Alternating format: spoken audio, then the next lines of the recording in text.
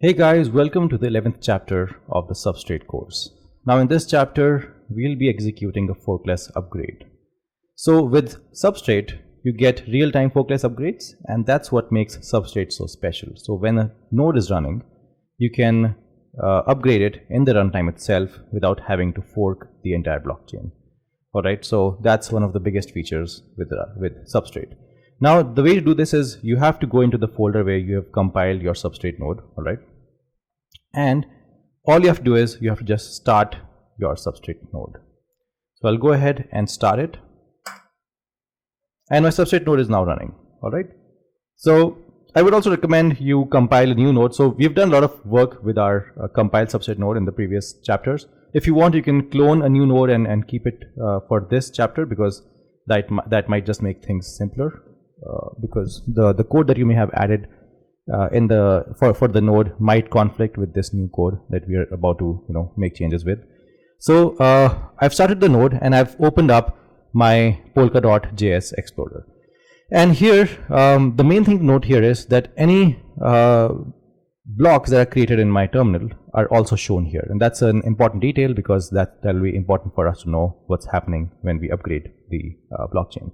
Now one thing you have to note, if I zoom in, sometimes what may happen is that your local node has not been selected in the development, so you have to select local node. In my case, it's already selected. That means my polka.explorer is connected with my local node. In case it's not connected, in your case, select local node and then click on switch. Alright, then it will connect to the local node.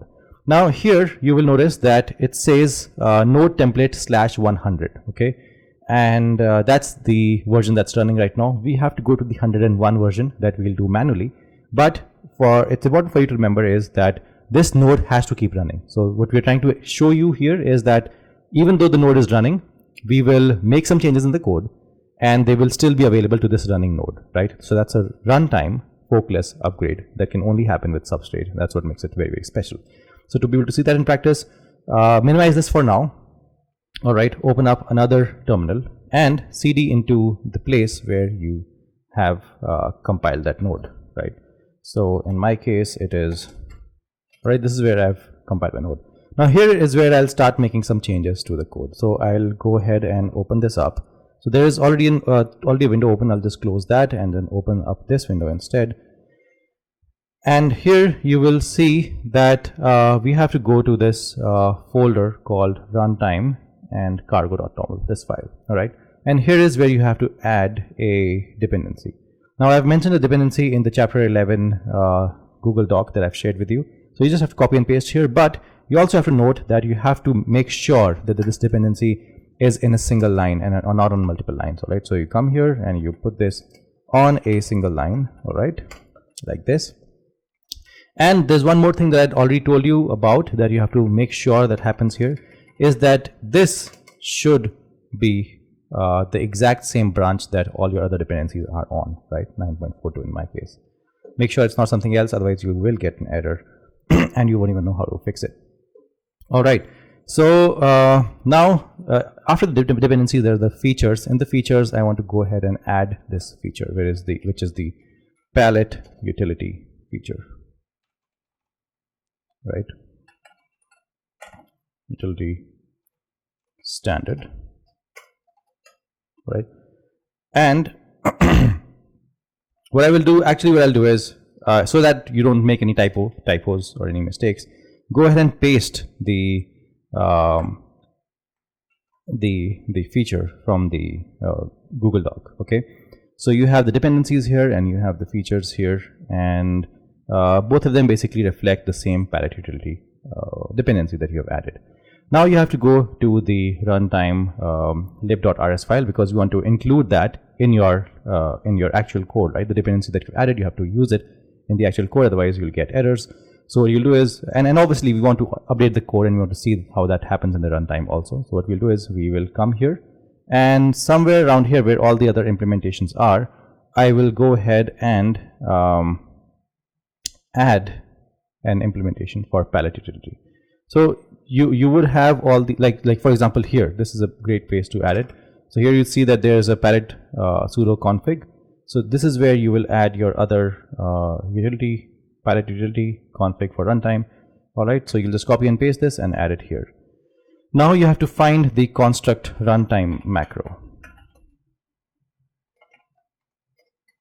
so that it's available to us at runtime. So, and here I will go ahead and add the utility package, which is the palette utility. And now I will so now we have to change this existential deposit, which we are changing basically the balances palette. So it's, you have to find for existential deposit, change the balances palette to reflect 1000 and change the spec version. So just look for the spec version, and this is the one that shows up there on the when I showed you the Explorer, right, the Polkadot Explorer. This is the one that shows there 100. So I told you that we want to go to 101 so that we know that these changes have been made, and that reflects there, right? So these changes have been made. And now that I've changed that, I can save this file and I can close this file, and finally I can go ahead here and compile everything, build everything. So this takes quite some time, okay, because we have added the -- release flag, and that increases the time for the compilation and the build process, because it makes a more compressed and a more optimized build for the node.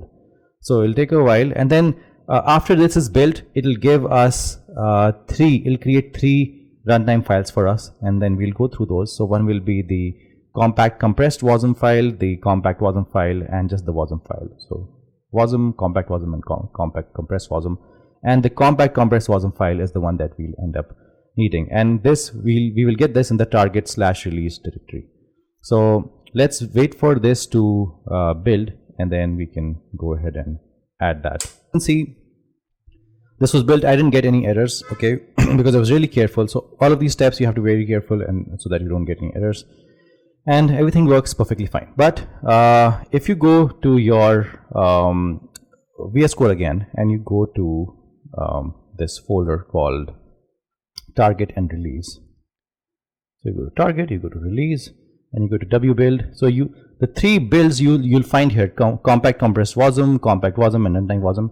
We need the compact compressed wasm. Okay, so what I'll do is I will open up my explorer.exe here so that I can view it. So if you look at the explorer.exe in my runtime, sorry, not in my runtime, in my target, there is release, there is W build, and there is the compact compressed file.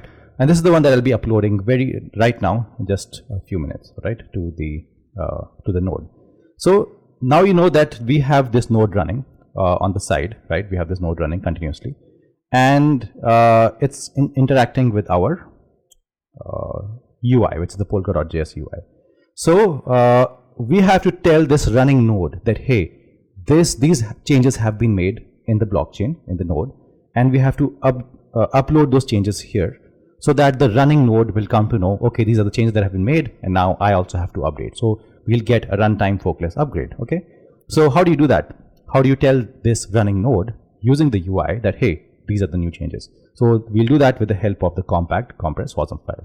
And to do that, you just go to developer, go to extrinsics. Okay, make sure you select the Alice account, that's the admin account, and then select here sudo, and with sudo you select sudo unchecked wait, and here you select system and select set code with the bracket code. Okay, and then click on file upload, and then you can drag and drop the file here. So in my case, the drag and drop, let me just open up the Explorer once again, just to be 100% sure that I'm uploading the right file. Okay, so just make sure you also have you're also 100% sure of the file that you're uploading.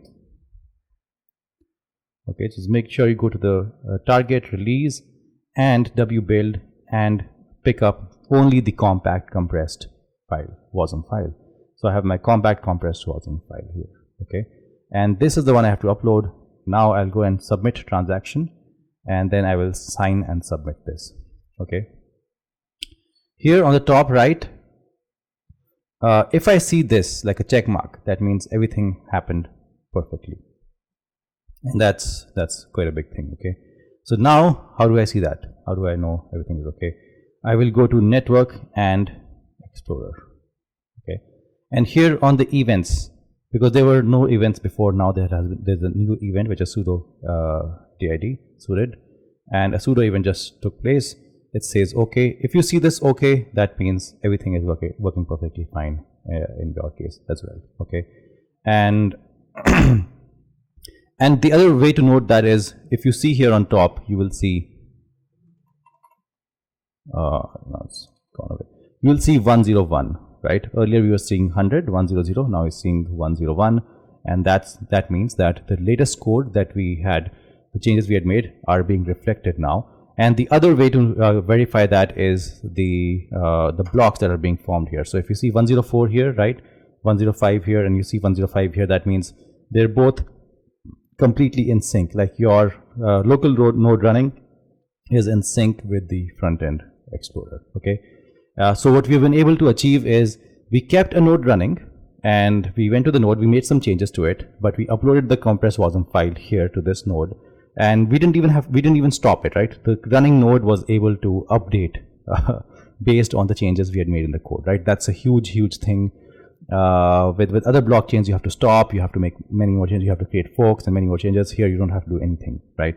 So imagine the power that you get with Substrate, because imagine you're running a blockchain and there are many developers who have built applications on top of a blockchain, and now if you have to release new upgrades, just like, you know, you must have heard about how Ethereum has to go through merges, right? Those big merges that happen. With a Substrate chain, you don't have to do all of that. Okay, so it takes away all of that pain. You can do the upgrades on the fly without making any forks in the Substrate, in the blockchain. All right, guys, thank you so much. I hope you're enjoying this course. You've learned a lot till now, actually. You know, a lot of things you've learned how to do with nodes and blockchains with Substrate.